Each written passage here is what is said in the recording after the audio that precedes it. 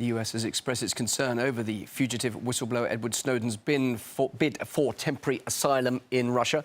Moscow is expected to grant that request and says the lack of an extradition treaty with Washington makes handing him over impossible. Arty's Khan explains. When journalists asked President Putin about Washington's request to extradite Edward Snowden, he said, and I quote here, "Russia is not going to extradite anyone. No one ever extradites anyone to Russia." Russian officials were asked to expand on the extradition situation between Russia and the U.S. The office of Russia's prosecutor general responded by saying that the U.S. does not cooperate with Russia on the extradition of criminals. He said in the past 10 years, Russia has made at least 20 extradition requests that were either ignored or denied. Take a listen. The United States systematically refuses to hand people over to Russia for prosecution, including those accused of serious offences.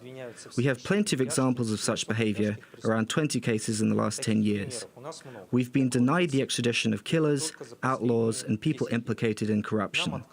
Washington cites the lack of an extradition treaty, which they themselves are not willing to conclude. Now, one name on that list of Russia's extradition requests that the U.S. never acted upon is Ilyas Akhmadov. He's wanted in Russia as a terrorist. Ilyas Akhmadov was the right hand of the internationally recognized Chechen terrorist Shamil Basayev. Now, a quick reminder of who Basayev was.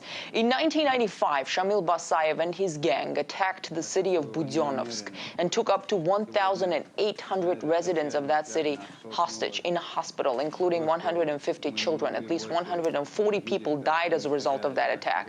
Also, as he gained power in the region, Shamil Basayev stated his objective to have all Muslim regions in Russia break away from the country. It was a call to start a war on all fronts. And all along with him was Ilyas Akhmadov. Among Shamil Basayev's other crimes, there was the hostage crisis at the Moscow theater Nordost in 2002. 130 people died there. So the right hand of this monster, Ilyas Akhmadov, arrives in the U.S. somewhere around 2003, settles down in Boston, and receives political asylum despite Russia's requests to treat him as a criminal and send him back to Russia. At the beginning, U.S. federal authorities appealed the Boston court's decision to grant Akhmadov asylum. After all, the U.S. had by then recognized Shamil Basayev, Ilyas Akhmadov's boss, as a terrorist.